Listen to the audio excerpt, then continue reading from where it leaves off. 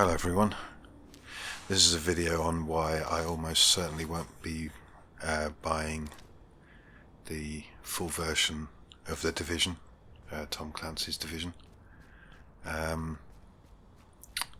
For me, it just doesn't warrant paying 45 quid for a game that I can't see myself playing that much.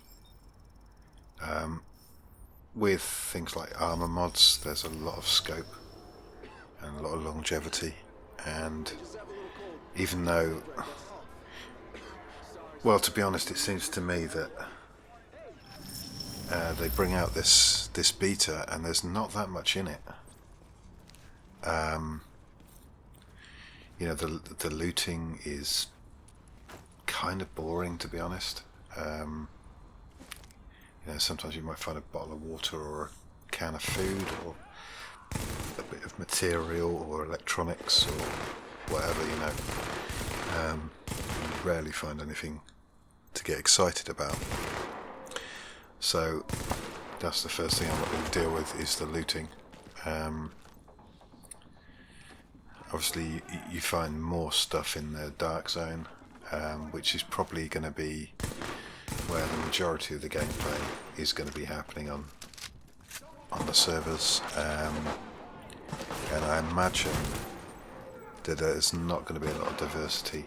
I think you're going to get the people who are going to basically team up with a big squad of people and kill everyone they see, to try and take all the gear that they've found in the quarantine zone, and they're going to camp the extraction points. I think that's inevitable.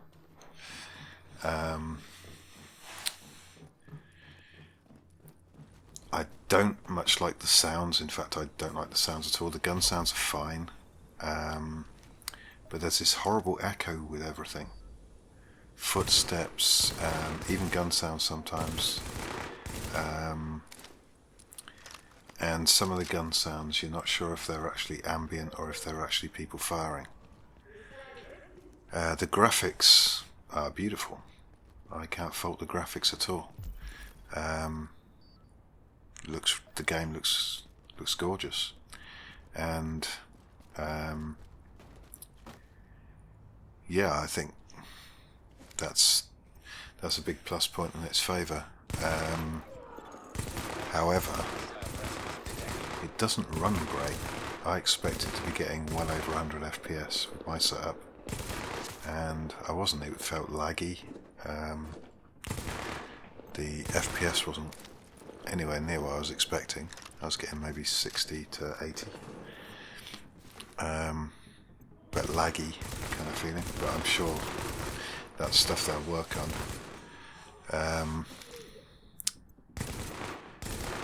I think they've been quite clever in the way they've gone about launching this game. I think the fact that they launched the beta that you didn't have to pay for, and then you pay once it goes full release, which is tomorrow, or I don't know if it's midnight tonight or what. I don't know if it's going to be. It's probably going to be US time, I expect.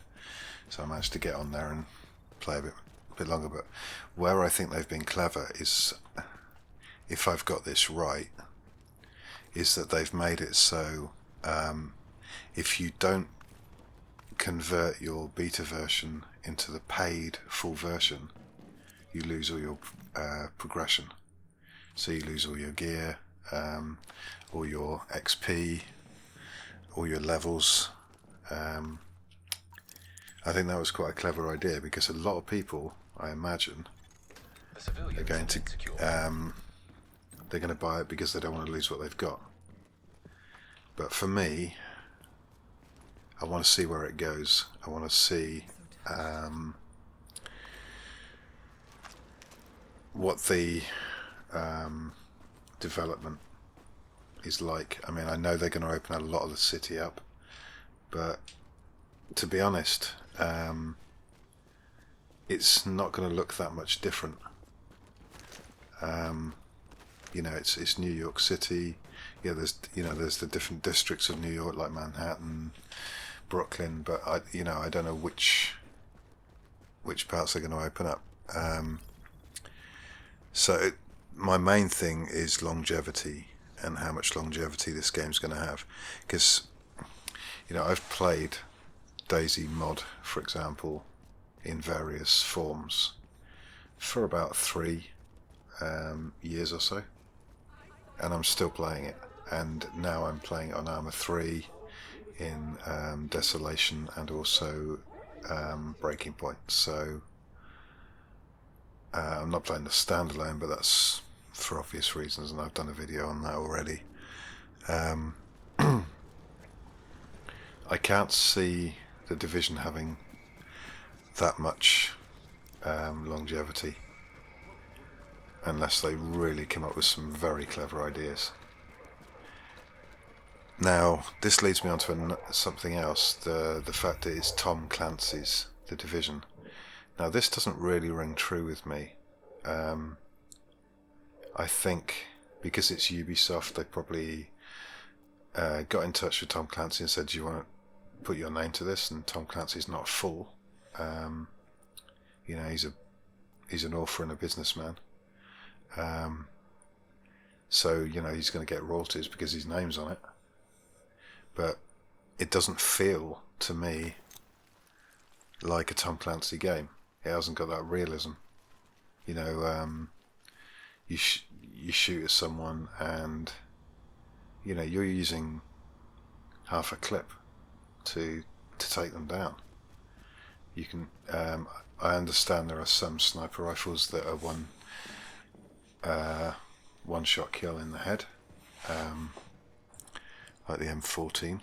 I haven't actually seen that in practice because the best gun I've got is an L86, which I did notice was taking AI down quicker. I haven't actually gone up against another player with it. Another thing I'm not really keen on is the on-screen clutter. There is so much stuff on the screen that that kind of, for me, takes away from the immersion. Looks perfect. It's too much like it's sort of science fiction-y, really, even though the game's not science fiction, really. It's supposed to be kind of set in reality. There's been an outbreak of some weaponized virus. We don't know what it is or what kind of virus it is, but maybe you find out later on. It's kind of like a zombie apocalypse without the zombies, I guess. So I don't think there's that much gameplay diversity, as I've already said. I think the PvP is going to get old very quickly, especially with this, bullet sponge kind of mechanics. And this, I'm not really into the cover-based gunfights. I'd rather be able to choose. Like, I'd like to be able to go prone, I'd like to be able to crouch, or go into cover. Because to me it feels like kind of a GTA style game rather than a, say, Daisy style game. The AI are kind of stupid. So, you'll be shooting at a group of AI and then one will come running at you that's only got a melee weapon. Some of them are more difficult. There's the higher level ones, like the ones with the flamethrowers and stuff. They can be pretty dangerous, but for me the whole bullet sponge kind of thing, unloading a clip into someone to kill them, is just feels kind of arcadey to me, which is why it doesn't feel like it's a Tom Clancy game. Because I've read Tom Clancy, I've watched movies based on his novels as well, and he knows his stuff. He's got former CIA guys who are giving him expert advice as well. It just doesn't feel like this has anything to do with Tom Clancy to me. So yeah, I think it's for me. It's going to be a kind of wait and see. I'm not going to convert my beta automatically into a full release because, as I said, 45 quid. That is a lot of money for a video game that you may play. I may play once every few weeks. It's kind of like a good example for me would be like how often I play The Forest or the Long Dark. I play those now and then, whereas the Armour game, the Armour mods, I keep going back to again and again. I might, take a few days off and do something else. Play, the last few days I've been playing The Division, and also I've been playing Dying Light co-op with Craven. And then I'll, inevitably go back to playing Desolation and Breaking Point and Daisy mods again, because that's kind of the mainstay really of my channel.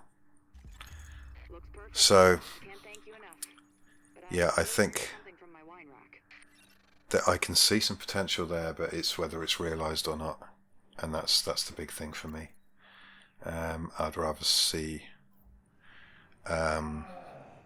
what happens in the future, and maybe when the price comes down as well. Maybe they'll do some special offer on it in a month's time or something. So I think what I'll do is I'll put it in my wish list so that I get any announcements if it's on special offer, and then see how I go from there. But it will mean starting from scratch, but that's okay. I don't mind that. I mean, I'm only, I think, level 8 anyway. And I think Dark Zone level 4 or something. But yeah, I mean, I've enjoyed my time on it, but yeah, I can't justify paying that sort of money. I haven't got that sort of disposable money to spend on games really. So, and I think there are games that I'd rather be paying for. So that's my thoughts. You're welcome to comment and discuss it in the comment section. So thanks for watching. Please comment, rate, subscribe, and I will see you very soon. Bye for now.